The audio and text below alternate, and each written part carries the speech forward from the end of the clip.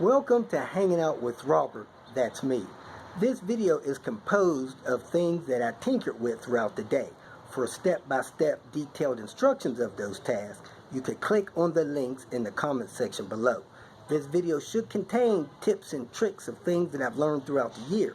Now, I only plan on leaving this video posted for about 30 days. I hope you enjoy it. Thank you very much for watching. Today, I had the alternator checked at AutoZone, checked good. Yesterday we had it checked at Advanced Auto. They had some other kind of testing results that said that the alternator failed the starting test, whatever that means. I don't understand, but it passed the test at AutoZone. We're going to go ahead and put it in. So you basically have 4 bolts to get the alternator back in. You start off putting a bolt in the bottom. I believe that bolt goes that way.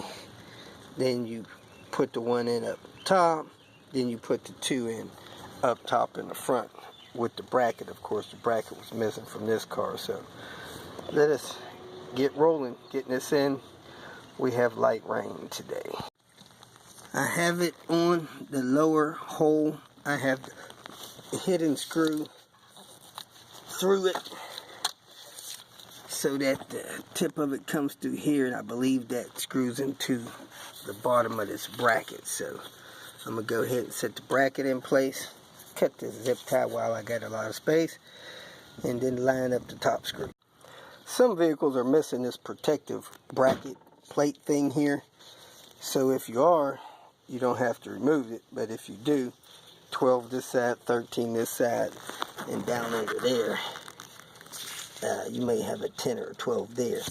That'll take that loose and remove that. Timing belts on, the new timing belt. Serpentine belts on, pins released, alternators in, sense wires on, power wires on. Everything seems to be connected and on. The oil dipstick is back in. We're about to hook up the battery. Positive first, then negative. Fire it up and see how she blows.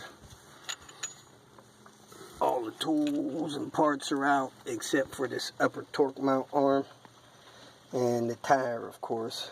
Filled up the coolant system with some distilled water because we're flushing it out, just about done with it. And we got the scan gauge hooked up to check the volts, even though it checked good. So let's hook up this battery and fire this car up. Went on perfect, no arcing, no noise or nothing. He's going to crank it up, look at his volts, make sure we don't have no smoking.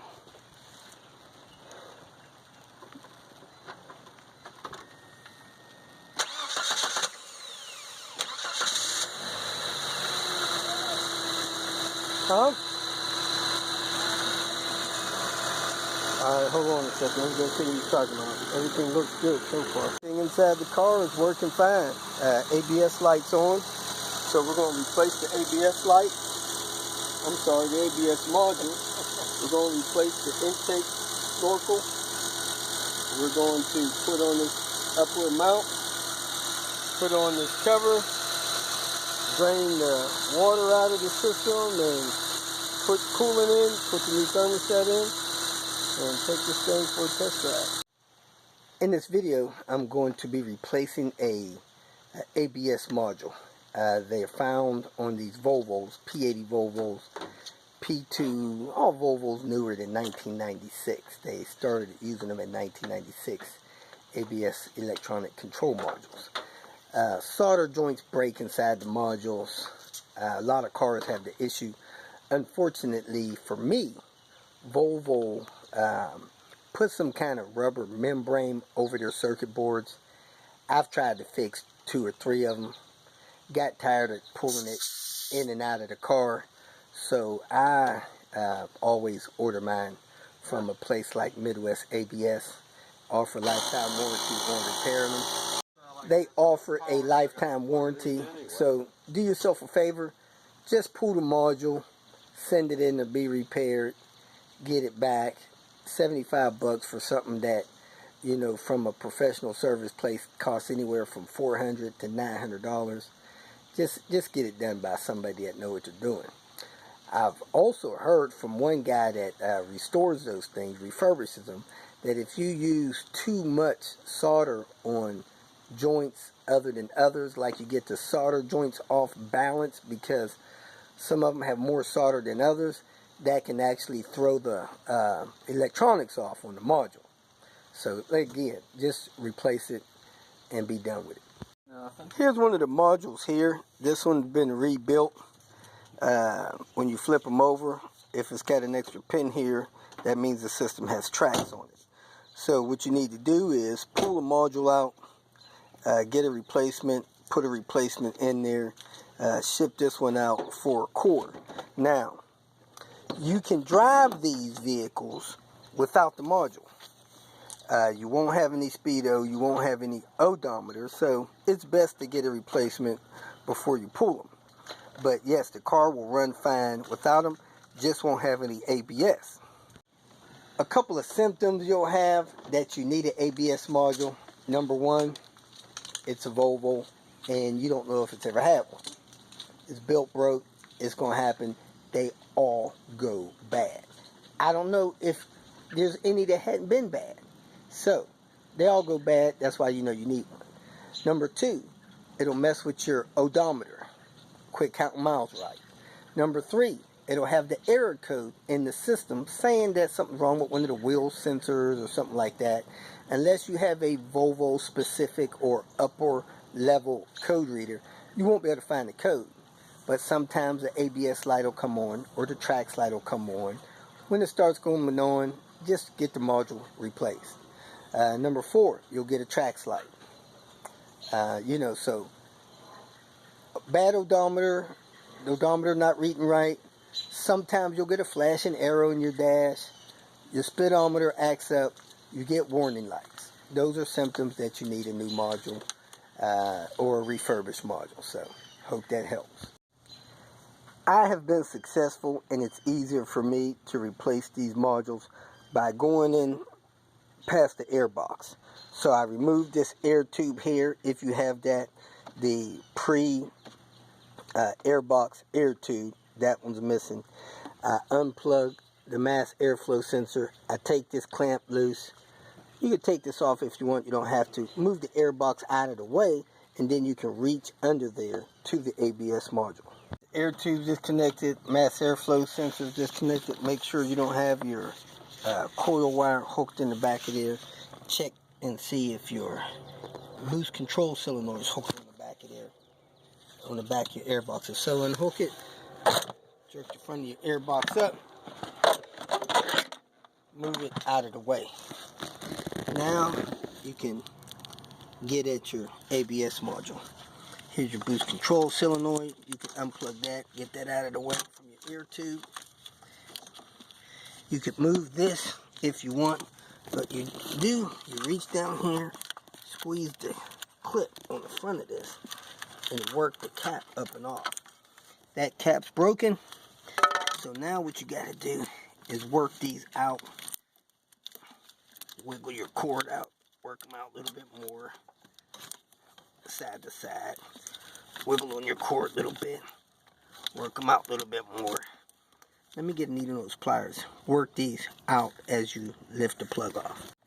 Another symptom of this ABS module not working is the fact that you have no cruise control. That's another symptom. So I got the tabs out. As you can see on the module, it has those two pins there on the side. Those pins guide in and lock down with these things here that slide in and out. They're supposed to slide in and out with the cap that unlocks it. Anyway, the next thing you got to do is carefully reach under there and get these torque E5s back down. Normally you could break them loose with the tool, turn them out. A 5/32 will also fit. Not the perfect tool, but it does fit and work. Do not strip those. If you strip them, you're going to have to find some way to cut them loose, which is going to damage your module that you need to use for a cord. Here's the proper socket. I use a 1/4-inch socket. It's an E5. That's what it looks like on the end. Let me go ahead and break these loose turn these out. Very easy to drop and lose the socket down there. Try not to do that. After you get the big plug loose, you want to take that little plug loose. Squeeze those two little tabs on the side.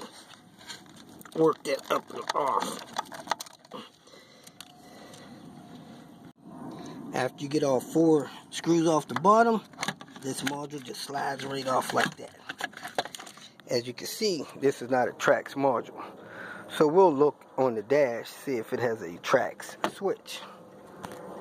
Those are the screws that are in that ABS module. When you put it back in, snug them down. They don't have to be torqued to 22 foot-pounds. As you reattach this plug, you'll have those slid out and you'll be sliding these back in as the plug goes down until it's latched. Then you can go ahead and put this cap back on here. Make sure you got the other plug on, just to protect those wires, weather tight, whatever. Sitting on there like that. Put the rest of the stuff in and you're done. Got a lot done on this car. Changed this tube, serpentine belt on, timing belt on, hose on. Replaced this bottle with a Volvo bottle. Got these funny, neat little clamps on these bottle things. I don't know where they come from, but they are great. Got the turbo tubes on. Top mount, torque mount brace on. Got the cowl secure, new cabin air filter. Put that stuff on. I bolted the wipers on, but man, one of those wipers got mangled somehow. I don't know how that happened. We are still looking for the battery clip. We did replace the ABS module. We replaced the throttle body guard. Put some clips in there, aired up the tires. Think he's ready to go. See if this thing will pass safety and emissions inspection. So, close the hood, let him shove off. If you feel that this information was useful, please like it and share it with your social media friends. You can subscribe to my channel so that you will get notifications of future videos that I post. You can follow me on Twitter, and if you need to contact me directly, please visit my website. And if you have any questions, leave them below, and someone or myself will reply to them. Again, thank you very much for watching.